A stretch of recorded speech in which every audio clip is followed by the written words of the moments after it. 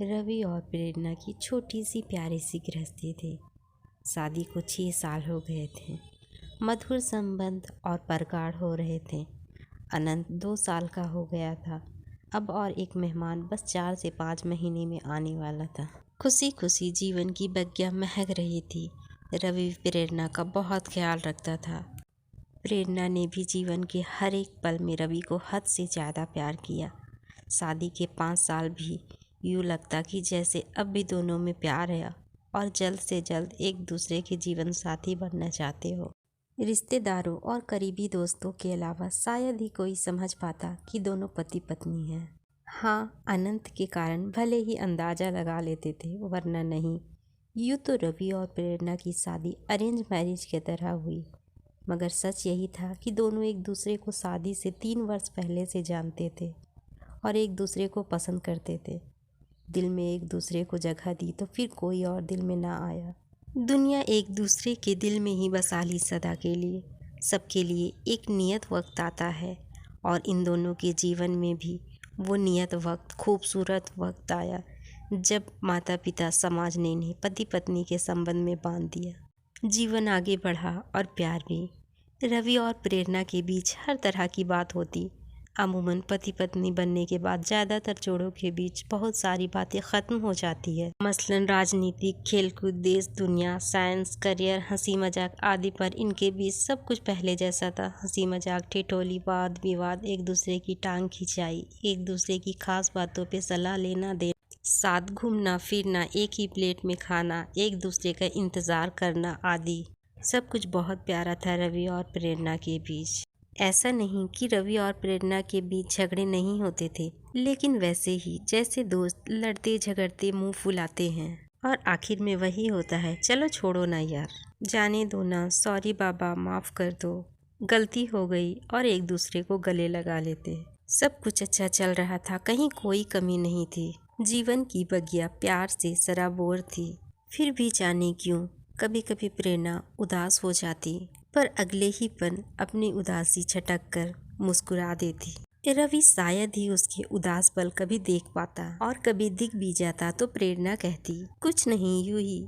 अनंत के साथ दोनों के जीवन और निरंतरण करियर की प्रगति में दोनों इतने खुश थे कि कई लोगों के मन में ईर्ष्या भी पैदा हो जाती। हालांकि रवि और प्रेरणा के बीच भी कई सारे अंतर थे जो किसी भी युगल में होना स्वाभाविक है, क्योंकि दो अलग अलग परिवार, परिवेश और अलग शहर के लोग एक हो भी नहीं सकते। परंतु दोनों ने एक दूसरे के साथ बड़ी सहजता से हर तरह का तालमेल बिठा लिया था। प्रेम चीज ही ऐसी होती है जो समय को त्याग कर दूसरों को खुश रखने की कला सिखा देती है। मगर इन सब बातों के बीच एक ऐसी बात थी, एक ऐसी आदत रवि की जो प्रेरणा कभी भी दिल से एक्सेप्ट नहीं कर सकी।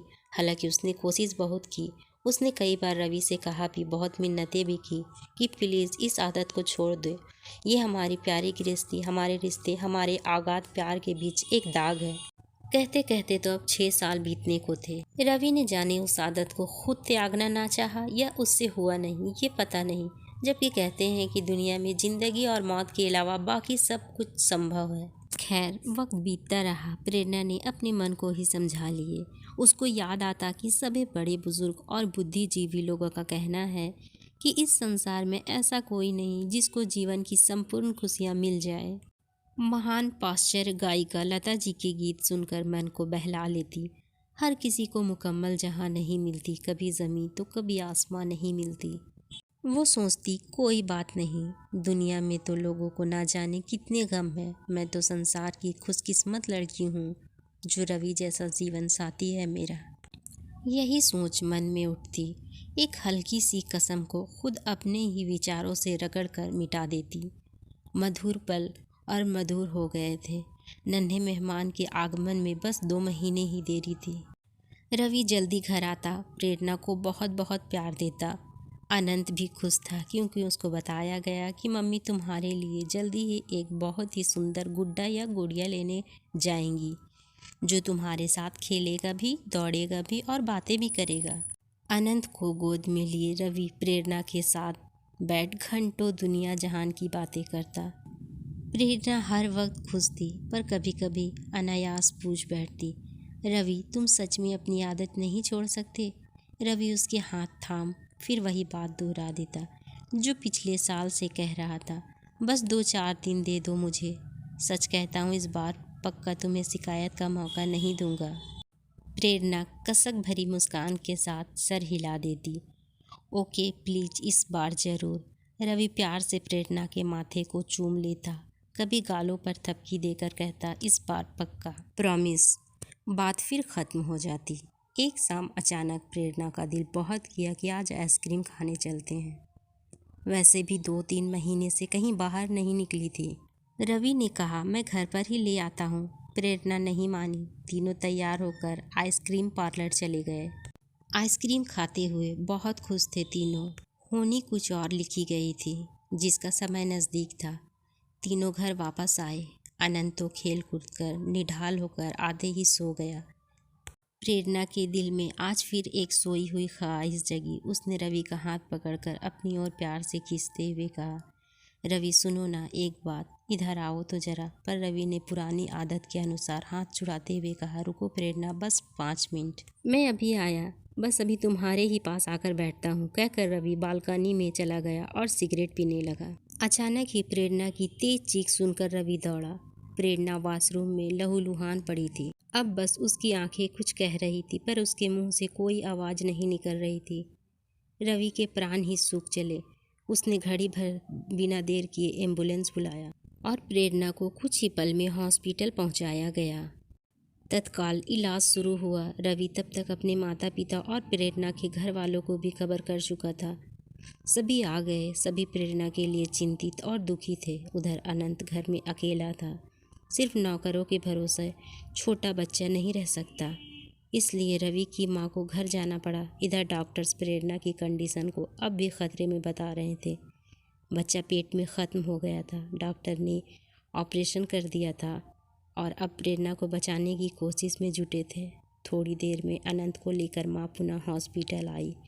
माँ ने रवि के हाथ में एक पेपर देते हुए कहा, ये तकिए के नीचे रखा था। शायद अनंत के हाथ में खेलते हुए आ गया। कोई ज़रूरी चीज़ हो शायद, ये सोच मैं लेते आई। माँ पढ़ना नहीं जानती थी, सो रवि पढ़ने लगा। उसने पहचान लिया ये प्रेरणा की लिखावट थी और जगह जगह स्याही ऐसे बिखरे हुए थे कि लग रहा था उसने रोते रोते ही ये सब लिखा है। अरे ये तो अभी शाम को लिखा है उसने, क्योंकि प्रेरणा की आदत सभी जानते हैं। वो कुछ भी लिखती है तो उस पर अपने साइन करके नीचे तारीख और समय भी लिखती है। मतलब कि जब रवि थोड़ी देर के लिए सिगरेट पीने बालकनी में गया था, तभी प्रेरणा ने लिखा था। रवि पढ़ने लगा। पता है रवि, जब प्यार में हम दोनों सराबोर हुए थे पहली बार, जब हम पहली बार अपनी अपनी दिल की बात एक दूसरे से कहने को मिले थे, जो शायद हमारे प्यार की पहली ही शाम थी। उस दिन हमने समंदर किनारे बने उस कॉफ़ी होम में समंदर की लहरों को साक्षी करके एक दूसरे से पूछा था कि हम एक दूसरे को ऐसा क्या दे सकते हैं जो सच में बहुत नायाब हो। मैंने कहा, पहले आप कहो रवि। याद है रवि, आपने कहा था। आपको तो शायद याद ही नहीं है, लेकिन मैं एक पल भी नहीं भूली। आप ही ने कहा था रवि कि मैं तुम्हारे सांसों से अपनी सांसों को जोड़ना चाहता हूँ। बोलो, दोगी मुझे ये तोहफा? मैंने आपकी आंखों में प्यार की सच्चाई देखी थी। उस एक पल में मैंने आपके साथ अपना पूरा जीवन देख लिया था। ऐसे तोहफे आप मांगेंगे ये कल्पना तो नहीं की थी, लेकिन आपकी इस ख्वाहिश ने ही मुझे भी ये ख्वाहिश दे दी कि मैं आपको ये इच्छा ज़रूर पूरी कर दूं। दिल में तो आया था कि अभी ही पूरी कर दूं, पर मैं शादी के बाद आपकी ये इच्छा ज़रूर पूरी करूंगी। मैंने सोच लिया था, लेकिन साथ ही ये भी था कि मुझे आपकी सिगरेट बर्दाश्त ना थी। मैंने अपने घर परिवार में कभी ये सब देखा सहा नहीं था। मुझे इसके धुएं से, इसकी अजीब सी स्मेल से हद से ज़्यादा नफरत थी। मेरा दम घुटने को हो आता है इससे। लेकिन फिर भी मैंने नज़रें नीची करके कहा कि सही वक्त आने पर आपको ये तोहफा ज़रूर दूंगी। आपकी आंखें खुशी से चमक उठी थी। मुझे बहुत अच्छा लगा था रवि। फिर आपने मुझसे पूछा कि तुम्हें मुझसे क्या चाहिए। याद है रवि, मैंने एक ही चीज़ मांगी थी। रवि, आप ये सिगरेट पीना छोड़ दो। इसके अलावा मुझे सारी ज़िंदगी कुछ और नहीं चाहिए। आपने कहा बस एक सप्ताह बाद तुम मुझे सिगरेट पीते नहीं देखोगी। मैं कितनी खुश हुई थी, आप इसका अंदाज़ा नहीं लगा सकते। लेकिन आपने पलट कर ये नहीं पूछा कि मुझे ये तोहफा नायाब क्यों लगा। मैंने बताया भी नहीं। जानते हो रवि, क्यों यही मांगा था मैंने? ताकि मैं आपकी ख्वाहिश पूरी कर सकूं। हाँ रवि, आपकी सांसों से अपनी सांसों को जोड़ने की ख्वाहिश मेरे मन में भी जग चुकी थी, पर आपकी सिगरेट ने मुझे ये कभी करने ना दिया। मुझे आपसे बहुत प्यार मिला है रवि, बहुत सम्मान मिला है। सच है कि आपको जीवन साथी पाकर मैं इस जहान में खुद को सबसे ज़्यादा खुशनसीब पाती हूँ। हमारे प्यार के अनगिनत पल है रवि। हमारी एक दूसरे से नज़दीकियाँ तो शरीर और आत्मा की तरह है रवि, पर बेहद अजीब है ना कि इतने करीब होकर भी वो पल नहीं आ पाया कि मेरा वादा और मेरी एक छोटी सी ख्वाहिश पूरी हो सके। शादी के बाद इन 6 सालों में आपने मेरे लिए बहुत कुछ किया, पर अफसोस मेरी एक छोटी सी ख्वाहिश आज भी अधूरी है। कितनी बार मैंने चाहा, मगर हर बार जब भी आपकी सांसों को हम कदम बनना चाहा, हर बार वही सिगरेट की अजीब सी गंध ने मुझे मुंह फेर लेने पर मजबूर किया। लेकिन आपने कभी समझने की कोशिश नहीं की।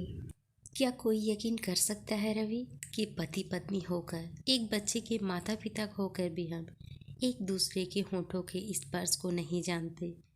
लोग हंसेंगे कि ये क्या बकवास है। भला ये 6 साल के दाम्पत्य जीवन में ऐसा पल ना आया हो। मैं कैसे कहूँ कि ये हमारे अटूट बंधन, गहरे प्रेम के बीच एक दाग की तरह है, मगर सच है। आप नहीं समझोगे रवि, लेकिन अब मैं समझ गई हूँ। आप मुझे भी शायद छोड़ सकते हो, लेकिन सिगरेट को नहीं, कभी नहीं।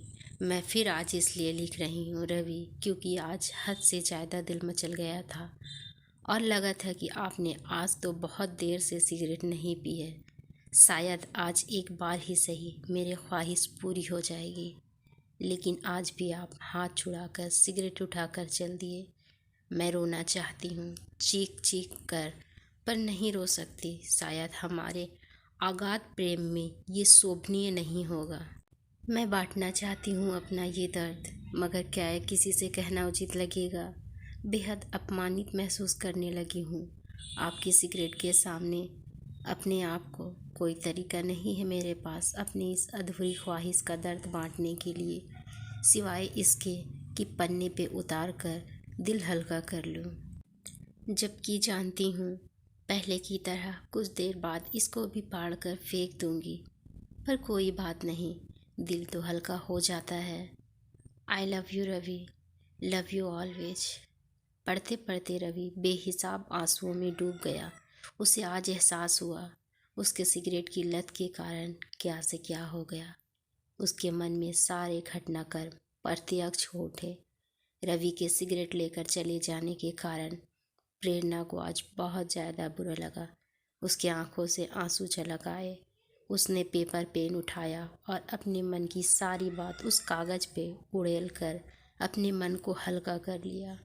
जब तक रवि सिगरेट खत्म करके कमरे में वापस आने वाला था, प्रेरणा का चेहरा आंसू से भीग गया था। वो उठकर मुंह हाथ धोने चली गई। जब वो वॉशरूम से वापस आने लगी, ना जाने कैसे उसका पैर फिसल गया। ये उसकी संतप्त मन की दशा थी, या महन प्रेगनेंसी के कारण उसको चक्कर आ गया होगा, या उसके जीवन की इतनी अवधि तय थी। ये तो परमात्मा को ही पता था, या फिर खुद प्रेरणा को ही।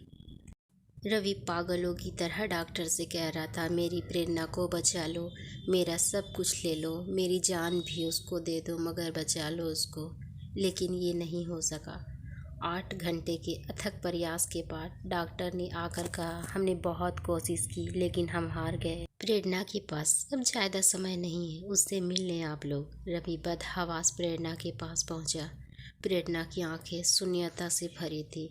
रवि ने उसका हाथ थामा और पागलों की तरह कहने लगा, प्रेरणा मुझे छोड़कर मत जाओ, मत जाओ प्रेरणा, मैं तुम्हारी हर बात मान लूँगा। आज से, अभी से, अब नहीं टालूँगा, 1 सेकंड भी नहीं। बस मत जाओ, मत जाओ मुझे छोड़कर। प्रेरणा की आंखें रवि के चेहरे पे टिक गई। वो बहुत मुश्किल से जरा सा मुस्कुराई और अपने होठों पे एक मासूम सी ख्वाहिश सजाए हमेशा के लिए खामोश हो गई।